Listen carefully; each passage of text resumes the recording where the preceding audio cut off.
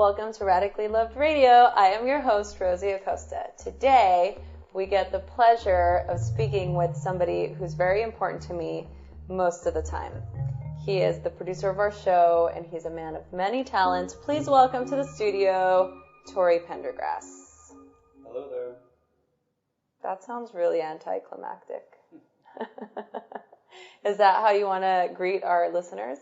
Hi there, listeners. Welcome to Radically Loved. So, honey, Yes. I wanted to bring you on this show because it is February and we are getting close to that one Hallmark holiday that makes us celebrate being in love. Mm-hmm. So I want you to tell our listeners all the ways that you are in love with me. I think that's what this is about. It has nothing to do with telling you, the listener. She just wants to hear it. Why don't we start by telling them, we'll start with this. You know, I get a lot of questions. You know, I work with a lot of clients and people that are always questioning how to make their relationship better or how to get into a healthy relationship. And you and I have definitely stood the test of time. We've been together for over a decade, and happily, I may add, most of the time. And I get a lot of questions from people asking me, what is the trick, or like, what is the secret to being in a successful relationship or a happy relationship at that? And I try to answer it as honestly as I can, and by saying that I mean that it's not always easy. You know, I try to be really real with people asking, and I think that there's a lot of facets to the whole of a relationship. There's a lot of moving parts and moving components, and definitely a lot of compromise that needs to happen. So in saying all that, I guess the topic for today's show is how to maintain a happy relationship, or how to have a real substantial relationship to relationship. That's a lot. Yeah. Go. Okay. Well, we have been together a long time, and I think the secret to that, if there is such a thing, would be knowing the boundaries, knowing and having the respect for each other and our place within the relationship. We're both obviously A-type personalities. That's not obvious at all. There's a point when we can push the buttons, and there's a point when we can actually submit a little bit and say, okay, I might not be right this time. And just knowing it and being honest and accepting that fact. Tell me a little bit more about the pushing the buttons. Well, obviously in any relationship, everybody knows how to push your mate's buttons. And if you are saying that you don't, or that you don't intentionally push the buttons, you're lying. I'll call you straight out right now. And I do it, you do it. And it's just part of being in relationships. It's like children. So is the key to relationship... They push the boundaries to see how far they can go with whatever it is they want. Is that the key then, to push your mate's buttons? No, obviously not. That's not the key. That's not what I'm saying. But I think knowing the limits and knowing when you can push and when you can't push, and having the respect for your mate and what their needs are. Maybe at that particular moment they're more needy for attention, or they're more needy in the respect of, I don't know, maybe they're feeling blue and they just need a little more than they normally would. And you have to be able to recognize that and kind of go, okay, it's not about me at the moment. Let's try and figure this out. So there's a fair share of compromise in relationships, obviously. I think always. I think that's probably one of the biggest keys is the compromise and knowing that, compromise and respect. Just going, okay, it's my turn and now it's your turn. So no matter what it is, just knowing those boundaries and you know what? I think a big one is not being a grudger, not holding on to old shit, not letting a bickering or something that somebody says get to you too terribly hard, because again, we all will push each other's buttons, and then, knowing when to take that to heart and when to just kind of go, well, I was just being a dick right now, and that's it. Don't take it personally, sorry. Sorry, I'm not sorry. Sorry, I'm not sorry. Sorry you made me be a dick. I think that part of this whole thing is to kind of develop a realistic view or a realistic sort of perception of what relationship really is. I think that there's a common misconception with a lot of people that they think that being in a relationship is just once you find somebody that you get along with and you have things in common and they fit into your perfect box, that's it. Like, then everything's great and you fit a list of check marks that I wanted to check off, and everything's great, right? And so I'll kind of go a little bit off topic, but it's all in the same vein of talking about relationship in respect to how people view it from the outside, right? So for example, people look at us and typically we convey this, pretty strong and solid couple that's gets along and likes to be around each other, and for the most part we're pretty happy and pretty content. Not to say that that's not true, but I think that, those ugly little bits of us that come out, those are the parts that people don't see, right? And I think that those are the things that people don't talk about in relationship, because people often, I feel like, are fueled by that mythical ideal that relationship is not supposed to be plagued with conflict, or it's supposed to have, those moments of disagreements. When all of a sudden that happens, people think, oh, I'm with the wrong person, or, oh, I'm not in the right place, right? Does that make sense? Sure. And, I think it kind of goes back to what we all say, and I think Katie Silcox actually put it quite nicely, eloquently in her podcast with you about social media and the perceptions that we have, and the fact that it's not all shiny, glossy stuff that people think it is. And that's okay. That's the meat and the potatoes of a relationship, and that's what makes relationships fun. If everything was always easy, I've always said this, what fun would it be? Because then it would just get boring. You need the ups and the downs. Hopefully more ups than downs, obviously, but it's finding that balance and knowing your place within that at that moment. Yeah, I mean, she, just talking about Katie, and talking about one of the things that she brought up when we were talking to her was that we're talking about catalyst for change, and what you're saying, it's like if it was always easy, what would be the fun? And I mean, it's the same thing with our yoga practice. It's like the minute that it becomes difficult, that's when people start to kind of go away, or they start to become they create that aversion. Sure, and our society's made it so easy to just give up on things, or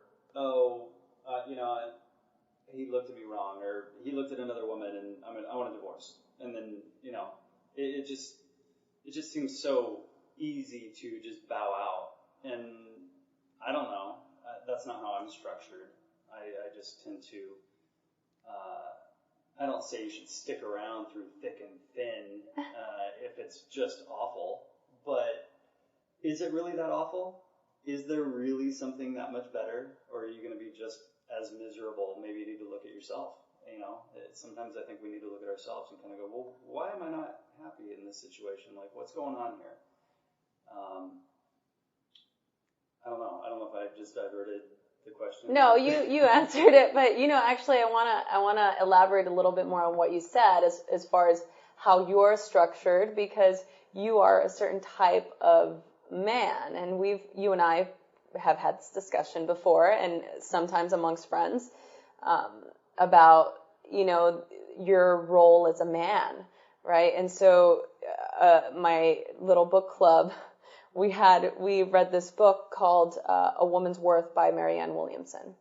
And in this book, she talks about these, different archetypes and things. And anyway, in the book club, we kind of, we trailed off into this talking about our roles as women and our roles as men.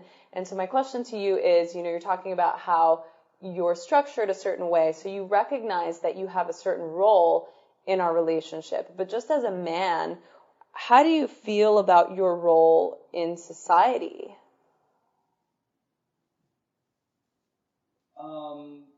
Wow. I know, it's kind of an intense question. I'm sorry. No, I'm sorry. I'm not sorry. Sorry, not sorry. How do I feel? I don't know how I feel.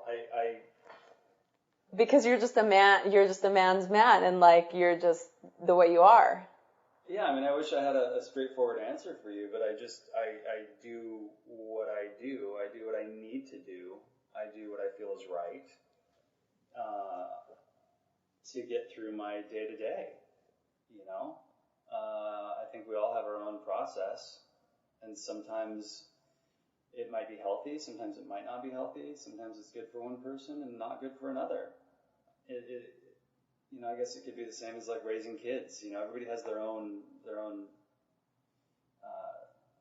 system, so to speak. And so being a man, what does that mean? I don't sit here and analyze it. I can't, articulate it really well. I'm sorry, but. Well, I was just curious because there definitely is, or we'll change even the context of that question into what is your role in relationship as a man? Like. Well, I think as a man or, as a guy, I think we all fall prey to the fact that we have to step up and take care of our mate, and we are the breadwinners, and we are the ones who keep the house safe, and we are the ones there's a lot of pressure on that because that's what men typically are. That's what men were, real men back in the day. What's happened? They also came with a lot of faults though too. So to their own detriment, they were men. They took care of the household. They ruled the roost. But I think there came a price with that.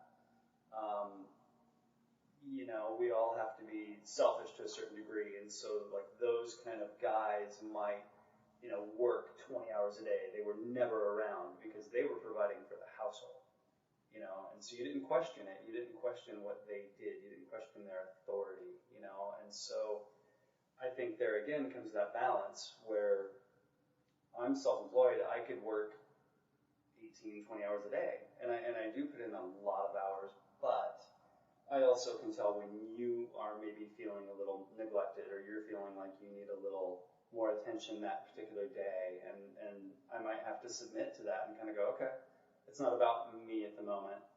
And then there may be times when you try to push. You're pushing that envelope going, well, let's just hang out. And it's like, I can't do it today. I really have to, handle my business today. So I think that's actually, I'm really glad you bring that point up because I think it's actually really important to be able to make room for separateness. I think that's actually one of the things that attributes to our success as a unit is to have that separateness, to be able to create space for each other and then again for each other, right? So I think that's important, especially again because I am also self-employed, and so we kind of are which is great, right? It's a double-edged sword, like a lot of things, because we're able to create our own schedule and make time for whatever it is that we want to do, but also, it can kind of backfire a little bit on us, right? So I think that our ability to create that separateness, to let each other know when we need space or when we're working, and I think that we both kind of have, for the most part, respect for that time and that space. So yeah, I think it's I think that's really, really important for us to address that. Sure, and on another note, for all of our perfections or imperfections as humans, I think we need to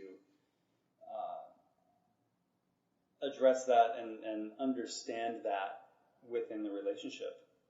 And we might think that we are the perfect mate, but we might not be, or we might not be doing all that we can within the relationship to make it a stronger unit. How would you give somebody out there or another couple advice as far as accepting things as they are, or better yet, to accept a problem can't be solved? Oh, to just purely, it's just a non-win situation. But how do you come, so like if there's a couple out there that's struggling with a no-win outcome, what sort of advice would you give to them? Well, again, it comes down to respect, and I think that's a huge thing within relationships. It's respecting your mate, respecting their points of view, respecting what they do, and understanding that they're doing it for a certain reason. You know, I've said this to you a few times where you might be on me about something in particular, and I'm like, look, I'm on your team. I'm here as our unit. I'm working with you on our team. You might not think so at the moment because we're butting heads over something, but, you know, and I think that's where it comes down to, is just being that team unit, working together to accomplish something. We are two individuals, obviously, but, you know, there is a collective. And so, you know, that's just something that you have to know and accept. And that's where sometimes couples, I think, fail because they're too resistant, or they're too stubborn, or self-centered, or whatever you want to call it. They're just like, no, it's my way or nothing. And I don't really succumb to that because, you know, there's a lot of stuff in this world that I know quite a bit about, and there's a lot more in this world that you know quite a bit about. And I think knowing our place and going, okay, you know, I'm not going to try and control our unit. I'm going to get along with our unit. And all. Right. No, I think I agree with what you're saying. Am I answering these questions? Oh, sorry. It became an interview. All of a sudden I'm like asking you things. Well, that's basically what this is. I'm like trying to interview you about why you think things are the way they are. No, I'm not. I'm just actually talking to you. But I think it's important because these are questions that I get asked all the time. I think another thing, just to kind of add on to what you were saying about just kind of knowing where you stand in the relationship, is, I just lost my trail of thought. That's okay. Oh, okay, yes, I remember. I'll cue in the elevator music. Yeah, thank you. Dun, dun, dun, dun, dun. So, no, I think it's just kind of knowing, because the reason why, this is what it brought up, our ideals, right, or the way that we want our partner to be in a relationship.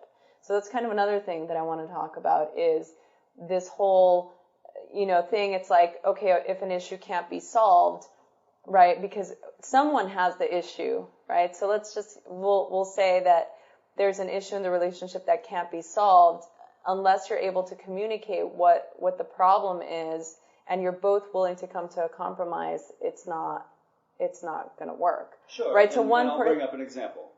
Oh, sure that's people are fantastic. Curious. They're like, well, like what? Oh, great. Your life, your world is yoga.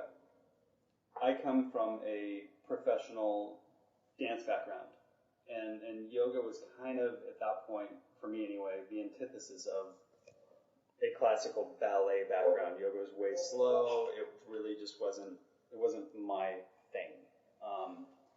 As much as I do love participating in yoga classes, it's just not part of my it's not part of my world.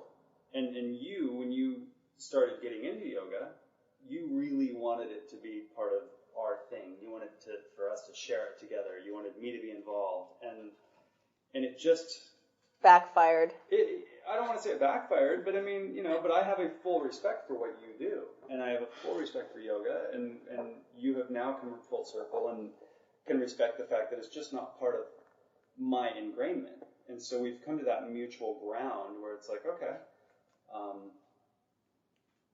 it is what it is. And sometimes you have to just call it what it is and be accepting of that and go, yeah, I fully respect what you do. And I love it, and I'll be your biggest advocate. But you just have to know that I'm probably not going to be there in class as many times or whenever or ever when you want. I'm like, or never. But example this coming Friday, she invited me to a class, and I said, yeah, I'm gonna go, and I'm fully committed and want to go, and I'm very excited. We're gonna go take a class with Jill Nouse. Yeah, and it's gonna be amazing. Yeah, and we're gonna have live music from Hannah. Comes that bit of compromise. It's not a compromise per se, but I could have been resistant and went, nope, this isn't part of my life, but that's not healthy. Right. We have to be able to give and take a little bit in both. So. Okay. Thank you for sharing how outing us. Bold and stubborn I can be. There was something else I wanted to talk to you about.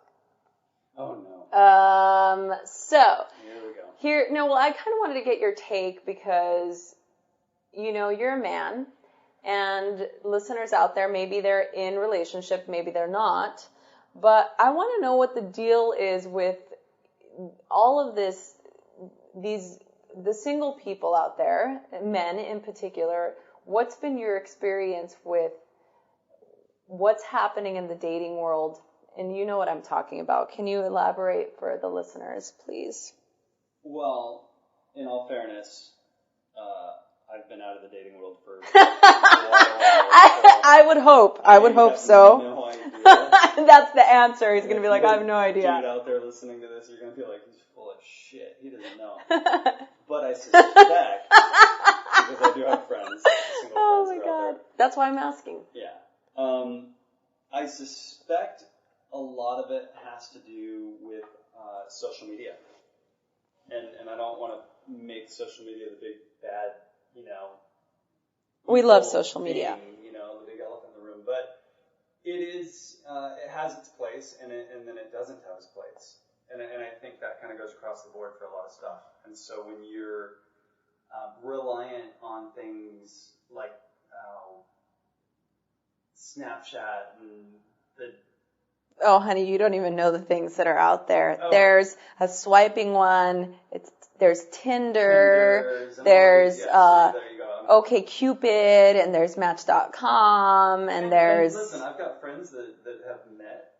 It was weird years ago to meet on an online dating thing, and that has become the norm now. Mm-hmm. But that's an online dating system. These apps, these instant gratification things that, like these hookup things, I don't know. I suspect it creates a weirdness within that world, and it kind of, I don't know how it can't not create a weirdness. It just, I've talked to people and they disagree with me, but I just don't see it, because you're losing that mystery, that social connection. Yeah. Even though it's supposed to be social media, but you're losing that personal social attention that you might get meeting someone, whether it be in the workplace or I don't know, at a bar or a club. Yeah, or wherever people meet. But can I say something about that? The thing about, and again, because you've been out of the game so long, nowadays that's the only way to communicate. I mean, social media is like... that's the new norm. Yeah. And it seems to be, that's why it's affecting people, I think, because it's kind of become this thing where now people are just awkward. We're missing that personal connection with people because we're so completely disconnected. I don't know, it puts our lives into a weird cycle where you become reliant on seeing, South Park did an episode, right? Where people, the girlfriends were all photoshopped and was like, hey, look at my girlfriend. And, it was all about what was on his phone and the perception of who you want people to perceive, or how you want people right, to because perceive everyone was showing the pictures of instead of the real people, right? Yeah. They were like. And so, anyway, I don't know. Anyway, I love the fact that you referenced South Park during our relationship little segment. That's fantastic. So in talking about what you're saying, the photoshopping or like the picture thing or the social media thing, there was one of my students commented on a picture of us from, I don't know, it was Instagram or something, and was like, oh my God, you guys look so happy and you guys are so great together and your life is so amazing and like, you know, it just, you're so lucky. And mind you, the student is somebody that's been single for, 2 years, and she's been through kind of a rough patch with dating. She's not had very good luck with her relationship experiences in the last few years. And I hate to say it like this, but like, I think that the reason why I want to talk about this is because I want people to know how bad of a shit show we really are. Nice. Yeah. I mean, it's not that we're a shit show, honey, but you know what I mean. It's like, we're normal. Yeah, we're totally normal, and I think it's important for people to kind of get that, like to see that we are two people that support each other, but we also have differences, and it's really about knowing each other and even getting to know each other again as we continue on our own path to self-exploration and evolution. Because you and I started dating when, I was 20 and you were in your early 30s. And so there is a time, we do have an age gap, but it didn't matter because you were so immature anyway. So it was just, it was like I was dating a 20-year-old, so it didn't even matter. But we are not the same people, right? See, and that's not true. She was really mature. I don't know about that. It doesn't matter. It's okay. See, there you go. I'm not going to take a grudge. So, okay, let it go. Let it go. Right.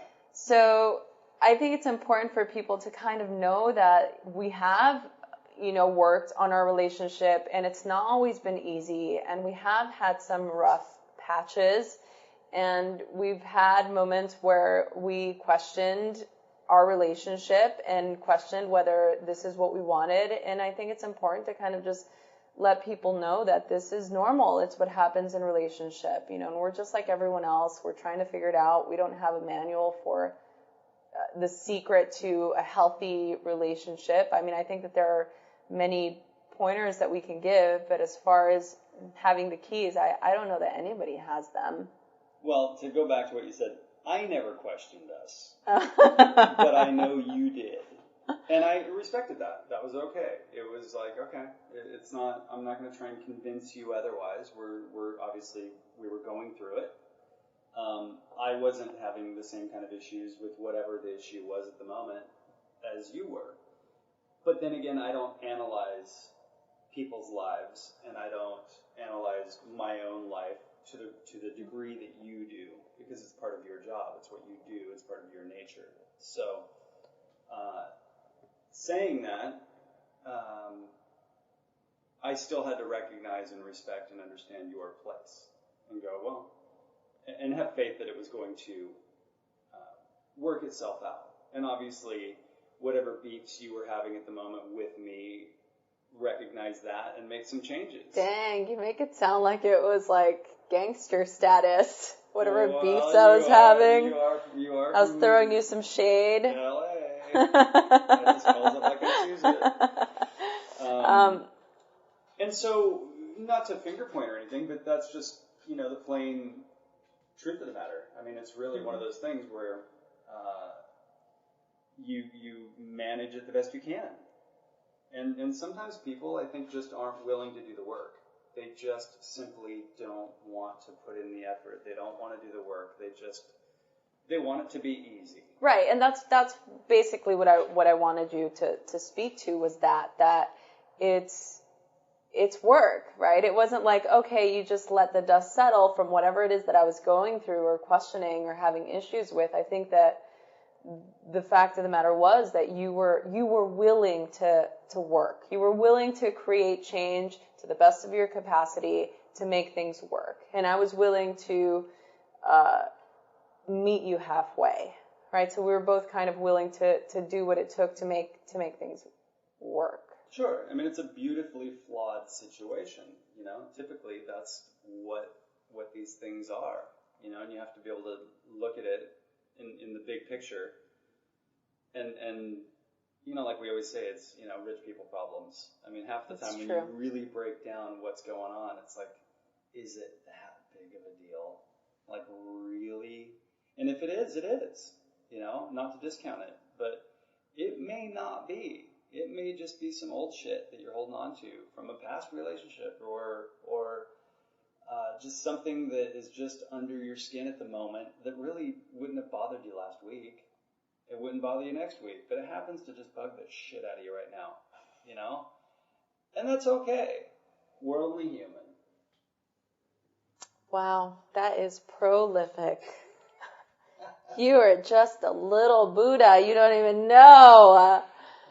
I'm not making fun of you. I appreciate what you have to say, and I think it's really important. If I didn't, we wouldn't be having these conversations. And I think the other thing to kind of touch on is our ability to be honest with each other, and our ability to communicate, and not have any, sometimes to our own demise, filters as to what we communicate. I think that you and I have definitely found a common language to speak to each other when we really want to be heard, right? Does that make sense? It's like we're able to kind of speak to each other when something is really important, or even when things are not important. But I think the fact of the matter is that we're able to fully be open and fully be just honest with each other with things that are going on, even when I am questioning things, or when we're having issues with something in particular. I think it's important that we both really establish the safety to be able to share and not fear that the other person's just going to leave, right? Because I think that that's a big thing of why people don't talk about things. Sure.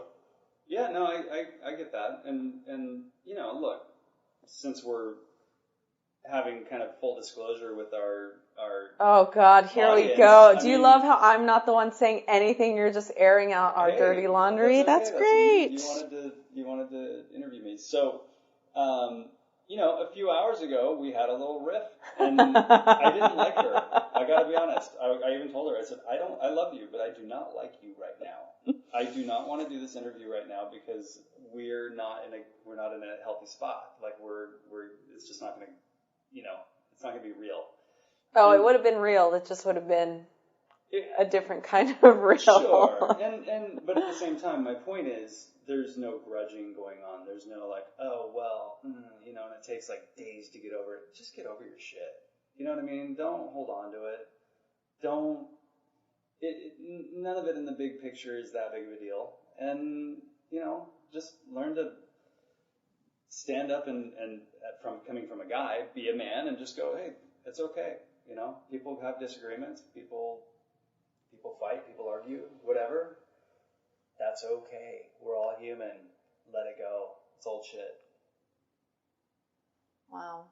You're just full of just those golden nuggets of wisdom. We're in the big leagues now, man. Like my brother would say. So, that is fantastic. I think that you're, first of all, an amazing individual, which you know that. Well, thank you. I think that you should definitely talk to our listeners. You can cut that part out. Can you pause it real quick? I need it. So I think that maybe in closing, and I feel like this is a subject you and I can talk about forever, so long as you don't bring up any more dirty laundry, which I think is not fun for me. Maybe for the listeners, it's fun. I think that part of what attributes to our success also is our ability to definitely feel supported and to feel like we're each other's coach, right? So I just want to ask you if there's listeners out there who are in relationship and maybe having a hard time or trying to figure out how to create a better relationship or trying to find a healthy relationship, what advice would you give those people? I would say don't pressure your mate. Don't rush your mate. Like, everybody's on their own agenda, but I've always, I don't know, I feel like as an outsider, I say, little girls are raised to think that there's a certain schedule. You've got to be, in a relationship by a certain age, and you have to be married by a certain age, and you have to have kids by a certain age, and you have to live your life by these set of rules that have been set into these deep-rooted traditions for many years. And I'll be the first guy to admit I'm not a traditionalist in any way, shape, or form. And so saying that, knowing where you're at in your own headspace and where your mate's at, and respecting that, and kind of going, okay, I'm not going to sit here and rush you into something that you don't necessarily feel comfortable with. It's not that they don't want to be there. It's just they don't feel comfortable with that situation at the moment, and that's okay. But you have to also recognize if you're being obviously used or something like that. But I don't know, am I answering that question? Yes, I think so. Because I think that's important. I mean, we've been together a long time. We're not married. We are engaged. But had we been on your schedule, you were a lot younger than I was, things may have been different, because you thought there was a certain precedence that had to be set by a certain age. Yeah, I mean, I definitely did. I mean, when I first met Torry, I was like already calling him my husband, and like I knew that he was going to be with me forever, and I had an agenda. Like, I wanted to get married, and I wanted to have the family, and I wanted to have a home, and I wanted all of those things, and I was, again, very young, and knowing that Torry, side note, he has never ever changed his stance on being a traditionalist. So I knew that he wasn't going to want the traditional things. And so in the beginning, I definitely bucked the system a little bit, because I did what I know a lot of women out there do. And I was like, oh, I could change that. I can definitely make him want these things, and he'll change after a couple of years. Like, I just have to give him some time. And I think that when he didn't, I really had to ask myself, like, what was more important for me? Was it more important for me to have these things, have a wedding and have kids and do this whole traditional thing? Or was it more important for me to be with somebody that loved me and that was loyal and that was honest and was there for me just as a human being? And I obviously chose to keep the individual and let go of this ideal. And I think that attributed to a lot of our success in the years after, was just really letting go of that need or that ideal or whatever it is that was for me. So I appreciate the fact that he, in a way, kind of just stuck to his own beliefs, because it was important for me to kind of just see that, because the way he saw it was, a piece of paper or a celebration wasn't going to change the way that he felt about me. And I just didn't get that, because in my mind, in my agenda, I needed to have all of those things. Like, that was part of something that I wanted in my life so wholeheartedly that I knew if I didn't get it, then it would not be right. And had we gone down that path, we probably would have been divorced by now. For because sure. It is so easy people just pull the trigger, they get married, then they get divorced when things don't work out. And I think it's really important to get to know someone. And that takes a long time. We do evolve as humans. We do a lot of changing, especially in our 20s, especially in our 30s, So being able to recognize that and roll with the punches, I think, is a really critical thing. So many people, I I know will start dating someone and they're immediately getting married. And you know what? More power to them. It's just not my way, you know? And I wish them the best. But I'm like, how are you guys getting married right now? You don't know each other yet. And it's true. They don't know each other. You can call me a dick all day long, but it's absolutely true. They cannot possibly actually know each other. I feel like Rosie and I know each other at this point, and we are now engaged. And who knows what's going to happen in the future? So, you know, whether she actually goes through with it. I know, it's like, okay, so let's just give the listeners a little background, because now at this point, you know, I'm kind of like good with not being married, you know, I'm kind of like, you know, this is cool. Like, we've been together, and it's like, I feel like, you know, I'm in my early 30s, like, it's kind of hot to have a boyfriend. Like, I don't know if I want to be married. That's another thing, guys. Don't be jealous. She doesn't have a ring on her finger. That's my fault. And, you know, you can't knock a guy for trying. I have to be, you know, and jealousy will be the first killer of all of it. Oh, for sure. And trust. You gotta have trust. So I trust her. I'm not jealous. She has to trust me, not be jealous. It's all good. I'm a little jealous. Well, she's got that spicy Latina energy. Yeah, I'm a little jelly for sure. I don't like it. But there's no reason to be, because I don't go around flirting with people, and there's not anybody trying to pick me up. I'm an old guy now, so. Oh, honey, people try and pick you up all the time. No. After this podcast, you're going to have all kinds of girls emailing you for advice. And Torry likes to take girls on tea dates, so he'll definitely take you out on a tea date if you want to ask him some more questions. Okay, sorry. So in closing, sorry, I'm not sorry. That's going to be like my catchphrase. So in closing our little segment, because obviously we live together and I can talk to you all day about these things because you're so much fun. Okay, Mr. Torry Pendergrass. So closing thoughts, what sort of advice would you give to our couples listening out there, our single ladies and single men out there listening to the podcast? What advice would you give to them in regards to being in a healthy relationship or finding a healthy relationship, or just being awesome? Wow.